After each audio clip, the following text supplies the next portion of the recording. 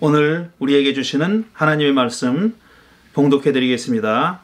창세기 38장 20절에서 30절 말씀입니다. 한편 유다는 자기 친구 아둘람 사람 편에 새끼 염소 한 마리를 보내고 그 여인에게서 담보물을 찾아오게 하였으나 그 친구가 그 여인을 찾지 못하였다. 그 친구는 거기에 사는 사람들에게 에나임으로 가는 길가에 서 있던 창녀가 어디 있느냐고 물었다. 그러나 그들의 말이 거기에는 창녀는 없다고 하였다. 그는 유다에게 돌아가서 말하였다. 그 여인을 찾지 못하였네. 그보다도 거기에 사는 사람들이 그러는데 거기에는 창녀가 없다고 하네. 유다가 말하였다. 가질 테면 가지라지. 잘못하다가는 창피만 당하겠네. 어찌하였든지 나는 새끼 염소 한 마리를 보냈는데 다만 자네가 그 여인을 찾지 못한 것뿐일세. 석 달쯤 지난 다음에 유다는 자기의 며느리 다말이 창녀짓을 하여 임신까지 하였다는 소문을 들었다. 유다가 명하였다. 그를 끌어내서 화형에 처하여라. 그는 끌려 나오면서 시아버지에게 전가를 보냈다. 저는 이 물건 임자의 아이를 배웠습니다. 하고 말하였다. 다말은 또 말을 계속하였다. 잘 살펴보십시오. 이 도장과 이 허리끈과 이 지팡이가 누구의 것입니까? 유다는 그 물건들을 알아보았다. 그 아이가 나보다 옳다. 나는 나의 아들 셀라를 그 아이와 결혼시켰어야 했는데 하고 말하였다. 유다는 그 뒤로 다시는 그를 가까이 하지 않았다. 다말이 몸을 풀 때가 되었는데 태 안에는 쌍둥이가 들어있었다. 아이를 막 낳으려고 하는데 한 아기가 손을 내밀었다.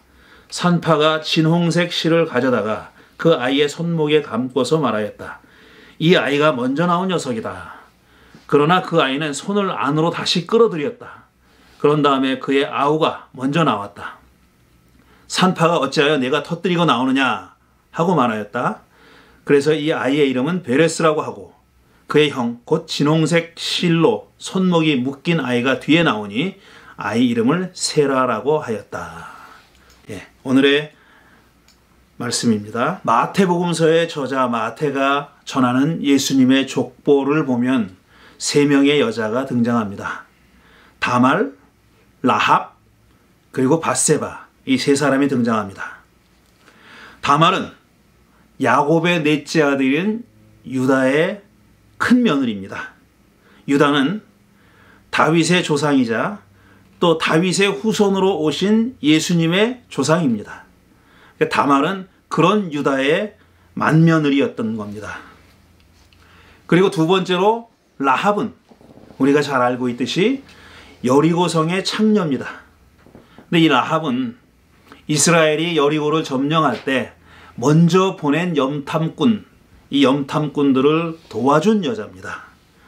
이들을 도와줘서 무사히 탈출하게 해준 여자가 바로 라합입니다. 마지막으로 밧세바는 다윗의 수하 장수 우리아의 아내였습니다. 그러다가 다윗이 목욕하는 그녀를 보고 그를 끌어들여 둘이 간통하는 거죠. 혹 어떤 학자들은 이게 단순히 간통이 아니라 거의 강간에 가깝다라고 주장하는 그런 학자들도 있습니다. 어쨌든 이런 사건이 벌어진 다음에 우리아가 죽고 우리아를 다윗이 죽이고 다윗은 이 밧세바를 자기의 아내로 맞아들입니다. 이 세 여자가 다말, 라합, 밧세바 이 세 여자가 예수님의 족보에 등장합니다. 그러니까 예수님의 조상인 겁니다. 사실 도덕이나 윤리적인 기준으로 보면은 부적격자죠. 어떤 구세주의 조상이 되기에는 참 턱없이 부족한, 아니 정말 치욕스러운, 불명예스러운 그런 여자입니다. 근데 그나마 라합과 밧세바에게는 어떤 의미를 부여할 수 있습니다. 왜냐하면 라합은 여리고성 여자였지만, 그러니까 가나안 여자였지만 이스라엘 사람들을 도와준 사람입니다. 이렇게 이스라엘 입장에서 보면은 라합은 자기 편이 된 겁니다. 물론 또 여리고성이 멸망했을 때 라합과 그의 가족은 구원을 받았고 또 라합 그 가족들이 이스라엘 사람들과 섞여 살았습니다. 그러니까 일정한 공로가 있는 거죠. 이스라엘 사람 입장에서 보면은. 그리고 밧세바는 다윗의 아내가 됐고 그 다음에 솔로몬을 낳았습니다. 그리고 다윗의 후손인 예수님이 그러니까 예수님의 조상이 되는 겁니다. 그러니까 어쨌든 이런 점에서 이 두 사람은 어떤 긍정적인 역할이나 뭐 그런 게 있다고 볼 수 있습니다. 하지만 이 다말은 그런 것조차도 없습니다. 다말은 유다의 큰 며느리로 들어갔다가 아들이 죽자, 그러니까 자기 남편이 죽자 나중에 창녀 행세를 하고 자기 시아버지인 유다와 동침해서 자식을 낳은 그런 사람입니다. 그러니까 무슨 뭐 정말 내세울 게 없는 거죠. 라합과 밧세바와 비교해도 상대적으로 다말은 내세울 게 별로 없는 그런 자랑할 거리가 없는 그런 여자입니다. 그런데 이 유다와 다말의 이야기가 창세기 38장에 기록되어 있는데 이 얘기를 모르는 사람들이 많습니다. 물론 성경을 주의 깊게 읽은 사람은 기억하고 또 읽은 사람은 뭐 이런 얘기가 여기 성경에 들어있나 하는 그런 생각을 한 번쯤은 다 했을 겁니다. 근데 성경을 그렇게 읽지 않은 사람들은 이런 얘기가 성경에 있는지도 모르는 사람들이 많이 있습니다.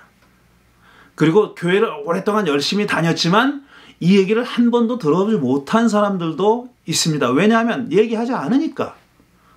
이 얘기를 설교 시간 한 목사들은 거의 없습니다. 왜냐하면 이게 얘기하기 거북한 그런 스토리잖아요. 말하기 거북한 얘기죠. 그리고 뭐 언뜻 읽어보면은 무슨 그 신앙적인 교훈이 들어있는 것 같지도 않고 뭐 이런 정말 막장 드라마 같은 그런 얘기를 누가 읽고 설교하고 싶겠습니까? 얘기하지 않습니다. 그러니까 교인들도 교회에 오래 다닌 사람이라 할지라도 이 얘기를 모르는 사람들이 많습니다. 뭐 근친상간하는 얘기가 뭐 대단히 자랑스럽다고 얘기하겠냐 하는 거죠. 그러면 이런 질문이 없을 수가 없죠. 그럼 창세기를 기록한 사람은 이 얘기를 왜 전했을까? 자랑스러울 거 하나 없는 얘기를 오히려 감추고 싶으면 감추고 싶었지 드러내놓고 싶어 할 이유가 없는 이런 얘기를 왜 전했을까 하는 겁니다. 저는 이유가 있다고 생각하고 꼭 이 얘기를 제대로 이해해 봐야 된다고 생각합니다. 제가 생각하기로는 이 얘기는 내부와 외부를 가르는 경계선을 넘어간 사람의 얘기입니다. 우리가 지금 진행하고 있는 설교 시리즈 제목이죠. 바로 거기에 해당하는 사람이 등장하는 그런 얘기이기 때문에 얘기가 창세기 저자의 나중에 편집했을 때 창세기 저자가 편집했을 때 내다버리지 않고 이 안에 포함시킨 그런 얘기가 됐다는 얘기입니다. 자, 창세기 38장의 유다와 다말 얘기는 바로 그 앞장에 나오는 요셉 이야기의 바로 다음에 나옵니다. 요셉 이야기 바로 다음에 나옵니다. 37장에는 야곱의 아들들이 그러니까 요셉의 형들이 공모해서 아버지의 편애를 받고 있는 요셉을 죽이려고 했다가 상인한테 팔아넘기는 얘기가 나옵니다. 그게 창세기 37장에 나온 얘기고 그 얘기가 끝나자마자 느닷없이 유다 얘기가 나오는 겁니다. 그러니까 앞뒤 연결이 잘 되지 않아요. 그리고 39장에 보면 요셉 얘기가 다시 나옵니다. 그러니까 37장과 39장을 이으면 오히려 자연스러워요. 38장의 얘기는 좀 뜬금없이 그 중간에 박혀있는 그런 이야기입니다. 그래서 학자들은 이 얘기가 왜 여기 이렇게 앞뒤 맥락에 맞지 않은 얘기가 여기 들어있을까를 많은 얘기들을 하고 주장을 했습니다. 뭐 그 얘기는 여기서 할 거는 없는데 상관이 있긴 있습니다. 여러 가지로 상관이 있는데 오늘 하려고 하는 얘기와 직접적으로 관련이 없으니까 그 얘기는 길게 하지 않겠습니다. 그 무렵에라는 말로 시작하는데 이게 특정한 때가 어느 때인지 밝히지 않는 거죠. 그 무렵이라는 거는 그러니까 앞하고 연결하면은 요셉이 팔려간 다음입니다. 형들이 공모해가지고 요셉을 팔아넘긴 다음에 그 이야기 다음에 그 사건이 일어난 다음에 어느 때 불특정한 어느 때 이 얘기가 일어난 겁니다. 자, 이런 좀 불특정한 부사어로 연결되어 있는데 유다는 자기 형제들과 공모해서 요셉을 팔아넘긴 다음에 무슨 이유에서인지 모르겠지만 형제들과 떨어져서 아둘람 사람 히라가 사는 곳에 와서 거기서 수아라고 하는 가나안 여인과 결혼했다고 했습니다. 유다는 형제들과 떨어져서 자기가 알고 있는 어떤 사람, 히라라는 이름을 가진 아둘람은 지명입니다. 그러니까 아둘람 지역에 사는 히라라는 사람한테 온 겁니다. 뭐 그 전에 알고 있었나 보죠.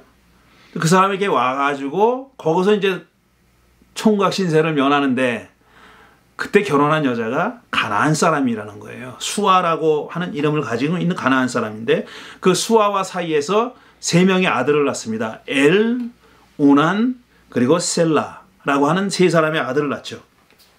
다말은 이 3아들 중에 큰아들인 엘의 아내였습니다.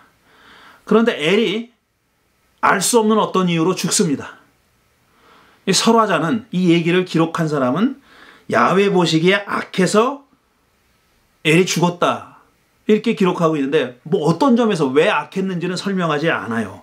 그러니까 우리는 모릅니다. 엘이 어떤 점에서 악했는지 모르는데 어쨌든 엘은 죽습니다. 그러니까 이 다말이 과부가 된 겁니다.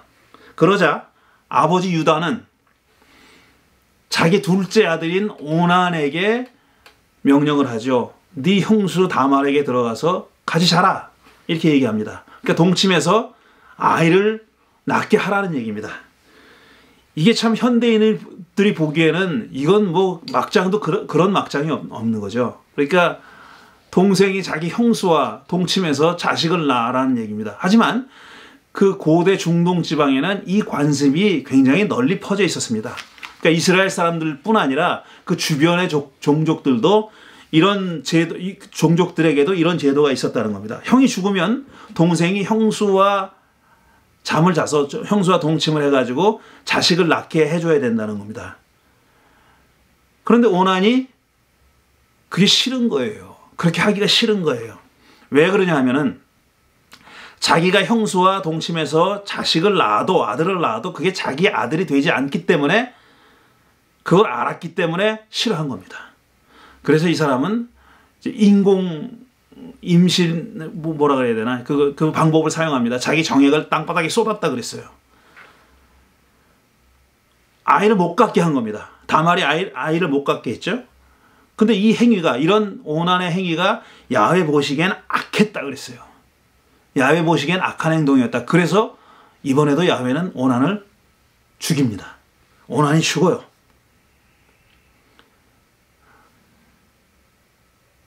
근데 이 오난이 자기 형수에게 자식을 못 갖게 하려던 데는 이유가 있습니다. 왜냐하면 형수가 아들을 낳아요. 그러면은 자기 아버지의 재산의 일부가 그쪽으로 가는 겁니다.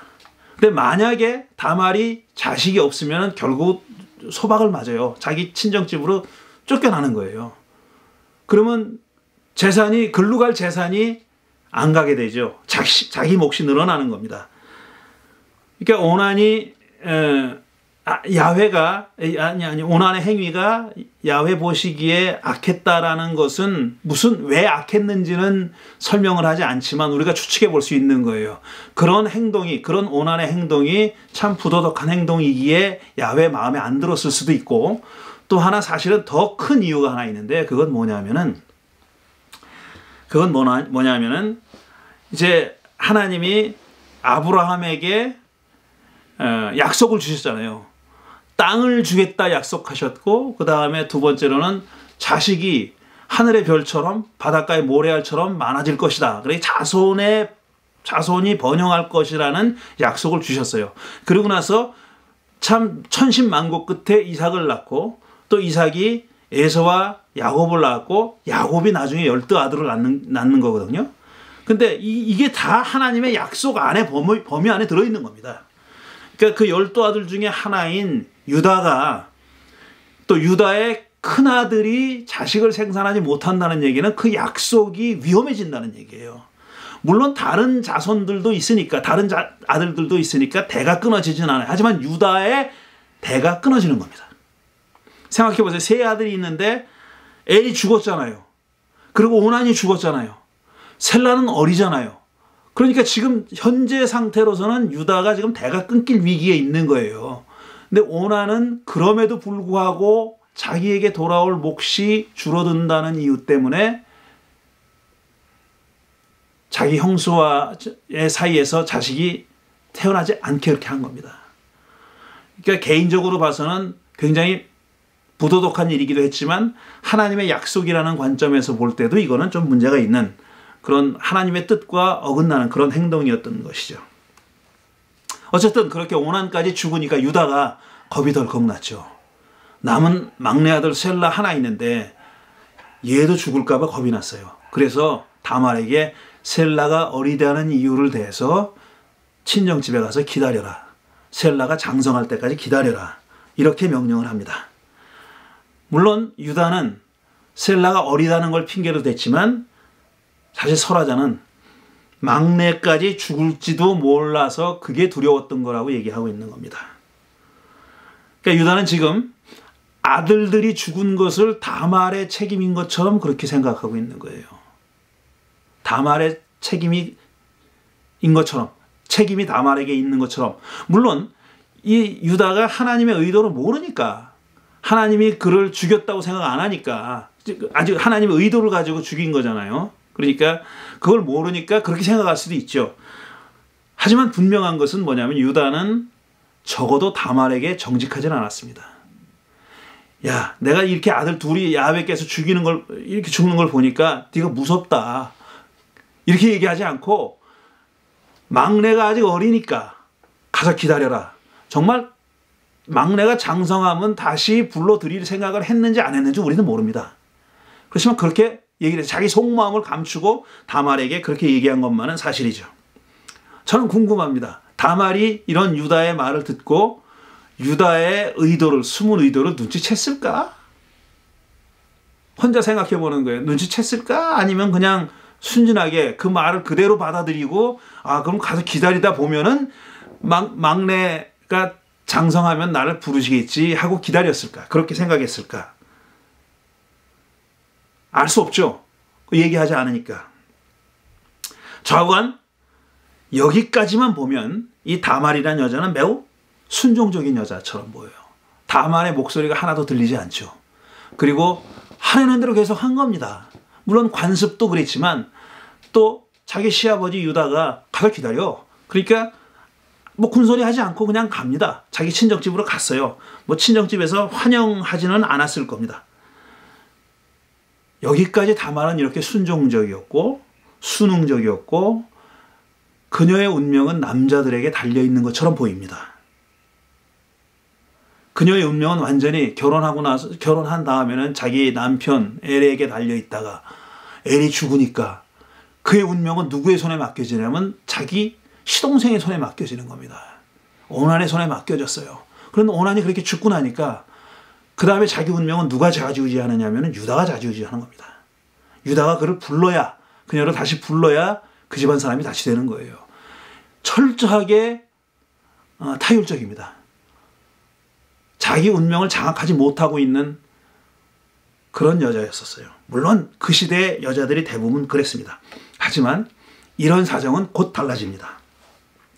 얼마인지 모르지만 오랜 세월이 흐른 다음에 셀라가 성인이 됐을 정도의 세월이 흐른 다음에 라는 얘기입니다. 이 얘기는 오랜 세월이 지난 후, 그러니까 셀라가 어른이 되었는데 이런 얘기예요. 유다의 아내 수아가 죽습니다. 자기 상처한 유다는 아내를 위해서 곡을 하는 기간, 애도하는 기간이죠. 애도하는 기간이 다 끝났어요. 그러자 자기 친구인 아둘람 사람 히라와 함께 양털을 깎으러 딥나라는 곳으로 올라갑니다. 근데 이 소식이 다말에게 전해집니다. 다말 자기 시아버지가 딥나로 간다는 소식을 듣고 그때까지 그냥 순하고 순종적이고 소극적인 그런 태도를 보였던 다말이 태도가 완전히 바뀝니다. 전과는 완전히 다른 그런 행동을 하게 되는 겁니다. 이제부터 다말은 매우 능동적으로 모든 일을 처리해 나가고 그 다음에 자기 상황을 자기뿐 아니라 그 주변 사람들이 놓여있는 상황을 주도해 나가는 그런 참 놀라운 여인이 됩니다. 일단 그녀는 과부의 옷을 벗었다 그랬어요. 이거 그냥 스쳐 지나갈 얘기처럼 보이는데, 그럼 그동안 이 다말은 과부의 옷을 입고 있었던 거예요. 다시 말해서 막내 시동생인 셀라가 장성할 때까지, 몇 년인지 몰라요, 우리는. 그게 몇 년인지 모르는데 장성할 때까지 이 사람은 상복을 입고 있었어요. 그런 얘기입니다. 근데 그 입고 있던 상복을 벗었다는 거예요. 몇 년이 됐지만 적어도 수년은 됐을 거 아닙니까? 적어도 4, 5년 이상은 됐을 거 아니에요? 4, 5년 이상은 상복을 입고 있었어요, 이 사람은. 그러니까 4, 5년 기간은 과부로서 애도하는 기간이었다는 겁니다. 그게 법적으로 그렇게 정해져 있는, 관습적으로 그렇게 정해져 있는지는 아무도 몰라요. 근데 어쨌든 다말은 그러고 있었어요. 상복을 입고 있었어요. 과부의 옷을 벗고 그 다음에 너울을 써서 얼굴을 가렸다 그랬어요. 우리 사진 한번 보여주실래요? 우리 첫 그림. 기억하실 텐데 여러분이, 이게 바로 너울을 쓰고 있는 겁니다. 거의 반쯤 가려가지고 유다가 알아보지 못하게 그렇게 한 거죠. 자, 다시 이렇게 하고 나서 유다가 지나가는 길목에 앉아서 그를 기다렸습니다. 유다가 그녀를 봅니다. 길가에 앉아있는 여자, 아, 이건 창녀로구나 이렇게 생각하고 그녀에게 이제 성매수를 얘기하는 겁니다. 자기가 너를 사겠다 이렇게 얘기한 거예요.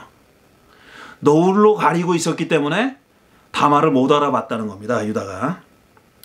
당연히 그녀는 성매매에 응하고, 당연히 응한 건 아니지만 어쨌든 응하고 당연히 대가를 달라 그러는 거죠. 공짜가 아니니까 대가를 요구합니다. 그러니까 유다가 새끼 염소 한 마리를 주마 이렇게 얘기했어요. 그게 말하자면 그 다말을 사는 그런 대가입니다. 근데 이 사람이 새끼 염소가 없잖아요, 지금. 그러니까 빈손이죠. 그러니까 후불 하겠다 그래요. 나중에 주겠다고. 후불제로 하겠다고. 더 웃기잖아요. 아니, 다말이 지나가던 남자를 뭘 믿고 후불을 하냐고요. 먼저 알던 사람도 아니고 단골도 아니고 그야말로 모르는 사람인데, 모르는 사람으로 되어 있는데 뭘 후불을 어떻게 받아요. 그러니까 안 받죠, 당연히. 오케이, 그럼 네 말을 믿고 새끼 염소 한 마리를 내가 받기로 하지만 지금 담보를 다오 이렇게 얘기합니다. 지금 당신이 가지고 있는 거를 담보로 다오 그렇게 얘기하면서 뭘 달라 그러냐면은 도장, 유다가 가지고 있는 도장, 그 다음에 허리끈, 그 다음에 지팡이, 이 세 가지를 담보로 달라 그럽니다. 유다가 이를 받아들여요. 근데 참 이것도 놀라운 사건인 게, 놀라운 일인 게, 이게 말이 안 되는 거예요. 왜냐하면은 다말이 달라고 했던 도장과 허리끈과 지팡이는 요즘 말로 하면 아이디 카드와 크레딧 카드입니다. 이 사람이 누군지를 보여주는 거예요. 자기 신분을, 자기 아이덴티티를 입증하는 그런 물건이에요. 도장과 허리끈과 지팡이. 이건 그게 유다 거라는 표식이 어딘가에 있는 겁니다. 그러니까 그걸 달라 그러는 거죠. 나중에 얼굴 바꿀 수도 있잖아요. 이 도장이 내게 아니라 그럴 수도 있잖아요. 근데 그거를 못하게끔 사전에 미리 막은 겁니다. 도장과 허리끈과 그 다음에 지팡이를 달라고 한 거죠. 다윗은 아마 그가 아내를 위해서 곡하는 기간이 얼마였는지 우리가 알 수 없어요. 율법에 나와 있는 대로 했는지도 모르죠. 율법에는 기간이 있으니까. 어쨌든 그렇게 긴 기간이었을 리는 없습니다. 근데 그 길지 않은 기간 동안 이 사람은 애곡을 하면서 금욕하는 그런 삶을 살았던 거죠. 그 얼마나 긴 기간인지 모르지만 그 기간 동안에 금욕을 했기에 뭐 너무 성욕이 발동해서 그랬는지 모르지만 자기 아이디 카드와 크레딧 카드를 다 넘겨주면서까지 유다는 다말을 성매수합니다. 앞에서 다말이 너울을 쓰고 옷을 갈아입고 나가기 전에 상복을 입고 있었잖아요. 과부의 옷을 입고 있었잖아요. 몇 년인지 모르지만 그 긴 기간 동안에 다말은 그걸 했습니다. 그런데 유다는 그 짧은 아내를 위한 애곡 기간이 지나자마자 지금 성매수를 하겠다고 지금 나선 겁니다. 설화자는 분명히 이 둘을 대조시키고 있는 겁니다. 의도적입니다. 굉장히 의도적이에요. 그렇게 하고 성매수가 끝났어요. 그리고 유다가 집에 돌아왔어요. 이제 아이디 카드, 신용카드를 찾아와야 되잖아요. 그래서 자기 친구를 보냅니다. 새끼 염소 한 마리 들려가지고 보내요. 그 마을에 갔더니, 그 동네에 갔더니 그 동네 사람들이 그런 창녀 여기 없다고 얘기하는 거예요. 그 얘기를 듣고 나서 유다가 좀 불안했겠죠. 이게 자기 아이디 카드를 다 가지고 있는데 그 여자가 불안했을 거 아니에요.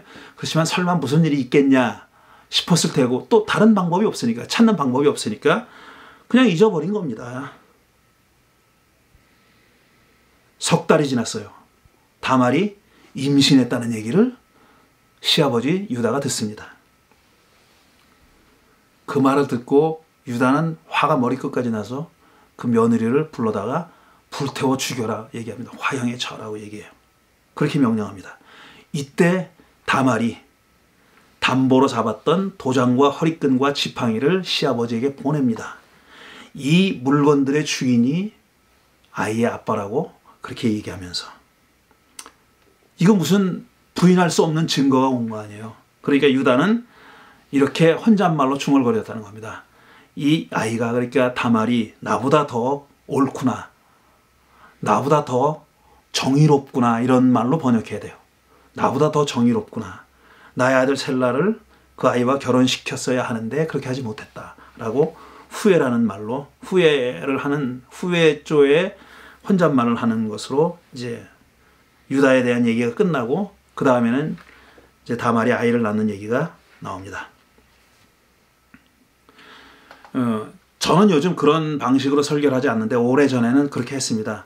우리 그 렉셔널이라고 하는 성서 주의표가 있어요. 그건 3년 단위로 A해, B해, C해 이렇게 3년 단위로 성경의 본문들을 택해서 설교를 하도록 도와주는 겁니다. 설교자를 도와주는 거죠. 말하자면 예배를 돕는 그런 자료입니다. 그래서 3년을 A해, B해, C해를 다 거치면은 성경의 대부분을 많은 부분을 커버하게 돼 있어요.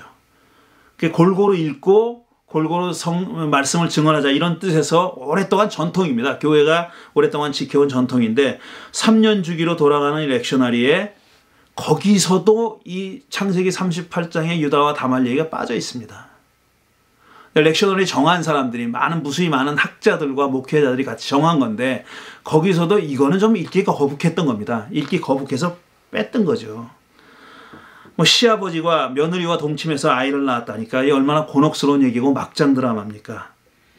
그러니까 뺀 거죠. 그걸 렉셔너리를 만드는 사람들도 여기는 별 얘기가 없다고 우리가 끄집어낼 만한 교훈이 없다고 생각한 겁니다. 좀 아쉽고 안타깝죠. 이와 비슷한 얘기가 하나 또 있습니다. 이게 뭐냐면은 소돔과 고모라가 멸망하잖아요. 다 이제 하늘에서 불벼락이 떨어져가지고 멸망하는데 그때 살아남은 사람이 아브라함의 조카 롯이죠.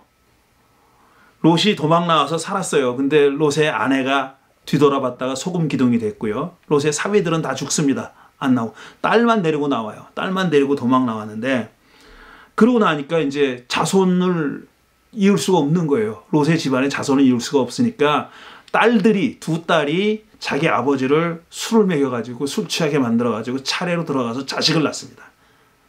그런 얘기가 나와요. 이것도 참 막장 드라마잖아요. 근데 이 얘기와 비슷한 얘기가 바로 지금 오늘 읽은 유다와 다말 얘기죠. 근데 참 흥미로운 내용은 뭐냐면은 이게 다 막장이고 정말 입에 올리기도 남사스러운 그런 근친 얘기지만 근친상간 얘기지만 특징은 뭐냐면은 이 두 얘기의 특징은 여자들이 주도권을 쥐고 있는 겁니다. 재미지 않습니까? 그동안 그 당시의 관습과 전통에 의하면은 법과 관습과 전통에 의하면은 굉장히 여자들은 역할이 없고 소극적이고 남자들에게 운명이 쥐어서 끌려가는 그런 존재들이었었어요. 그런데 이 이야기에서 여자들은 다말도 그렇고 롯의 두 딸들도 그렇고 자기들이 주도합니다. 자기들이 주도해가지고 결국은 참 아이러니컬하게도 가부장 제도를 연속시키는데 공헌하는 거지만 자식이 없으면 안 되니까 그게 다 가부장 제도의 산물이잖아요. 가부장 제도를 존속시키고 공고히 하는 일에 종사하는 역할을 했지만 주도권을 여자가 쥐고 있는 겁니다. 다말이 쥐고 있고 롯의 두 딸들이 쥐고 있는 겁니다. 이런 점에서 라합도 여리고성의 기생인 라합도 그런 점에서는 좀 독특한 인물이에요. 이 사람도 자기가 주도권을 쥐고 있어요. 정탐꾼을 숨겨주고 도망 보내고 언제 도망가나 네가 그걸 들키지 않으면 언제 알려줍니다. 그리고 자기와 자기 집안을 다 구원받게 하는 역할을 이 라합이 합니다. 이 다말도 그렇고 라합도 그렇고 롯의 두 딸도 그렇고 다 굉장히 적극적이었고 주도면밀하고, 또 다말의 경우에는 유다가 앞으로 어떤 행동을 할 거라는 것을 미리 내다보기까지 했습니다. 굉장히 지혜로운 그런 여자로 그려지고 있는 거죠. 여기 이 얘기에서 참 주목을 끄는 것이 뭐냐면은, 유다가 자기 형제들과 떨어져서 이제 자기 친구가 사는 아둘람으로 와가지고 수아라고 하는 가나안 여자랑 결혼했다 그랬어요. 이게 그냥 읽고 지나갈 대목은 아니죠.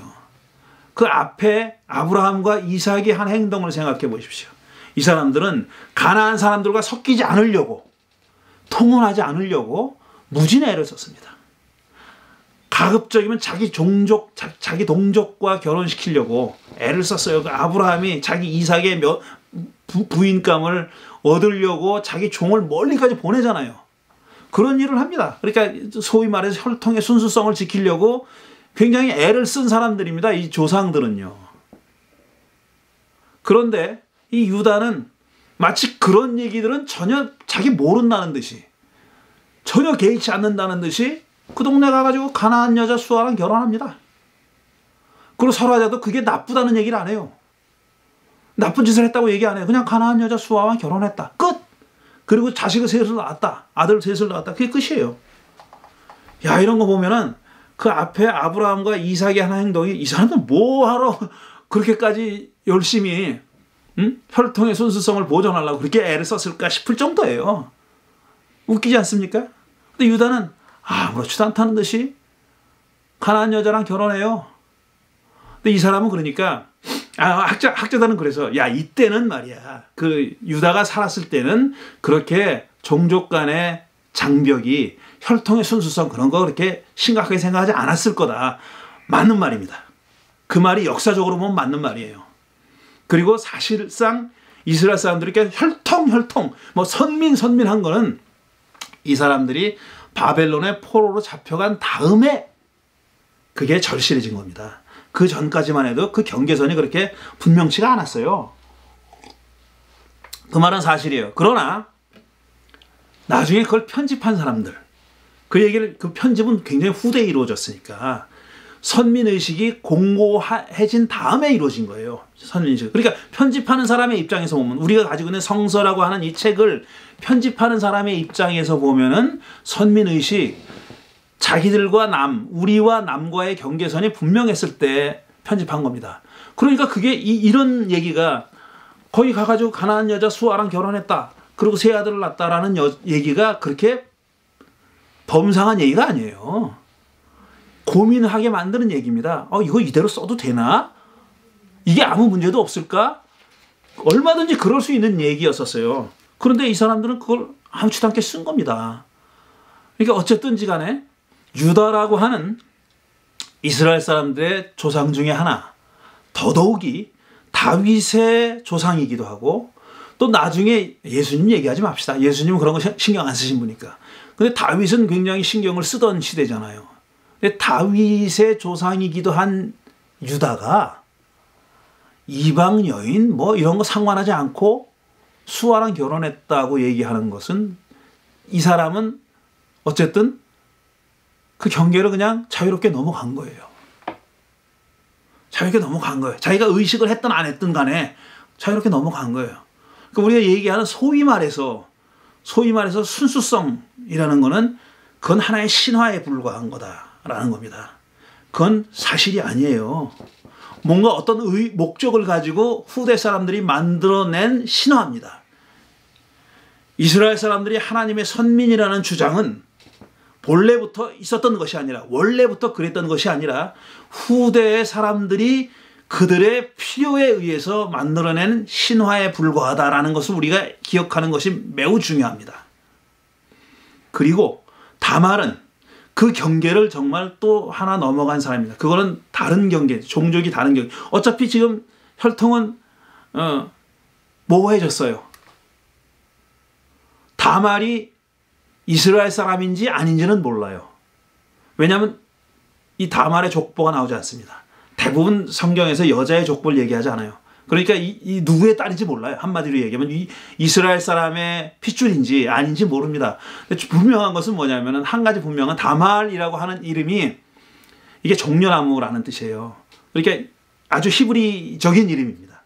그러니까 이름만 가지고 보면은 히브리인이었을 가능성이 높지만 모르는 거예요. 왜냐하면 히브리 사람들도 비히브리적인 이름을 가진 사람이 있고 이방 사람들도 히브리적인 이름을 가진 사람이 있습니다. 히브리인 이스라엘 사람들의 이름을 가진 경우가 많이 있어요. 우리야, 밧세바의 남편 우리야. 이거 굉장히 이스라엘적인 이름이에요. 근데 그 사람은 헷 족속입니다. 이방 족속이에요. 자기 혈통은 이방 사람이에요. 근데 이 사람 이름은 우리야예요. 이스라엘, 너무나 순종 이스라엘 사람 이름을 가지고 있는 거예요. 그러니까 이 이름만 가지고는 모르지만 어쨌든 다말은 또 다른 경계를 넘은 겁니다. 그 당시 사람들이 어떤 철칙처럼 지켜왔던 그런 경계들. 더 얘기하지 않겠어요? 무슨 경계를 넘었는지. 더 얘기하지 않겠어요? 자, 그는 자기의 권리가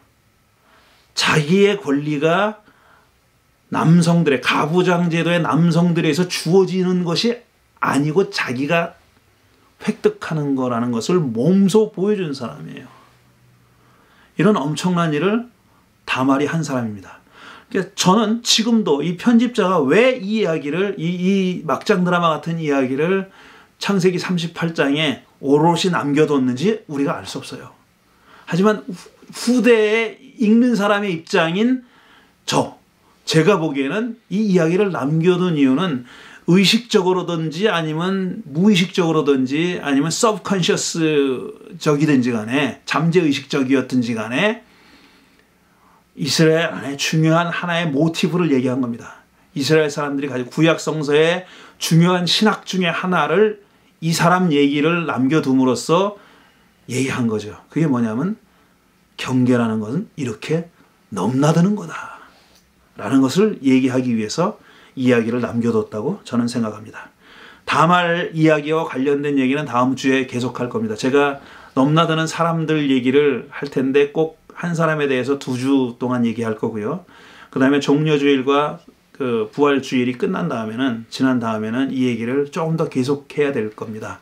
다음 주에 이 다말과 관련된 얘기를 할 텐데, 그러면 다음 주에는 오늘날의 다말은 어떤 사람이냐, 오늘날 다말처럼 사는 사람들이, 그렇게 행동하는 사람들이 있습니다. 특히 저는 어떤 것을 염두에 두고 있냐면, 지금 이스라엘과 팔레스타인 사람 사이에 갈등이 지금 첨예하잖아요. 너무 오래됐어요. 지금 수십 년 됐고 수백 년 됐고 사실 1000년 이상의 갈등이 있었는데 현대에 들어와서도 지금 갈등이 첨예하게 돼 있고 이스라엘 사람들이 아랍 사람들, 팔레스타인 사람들을 많이 괴롭히고 힘들게 하고 있잖아요.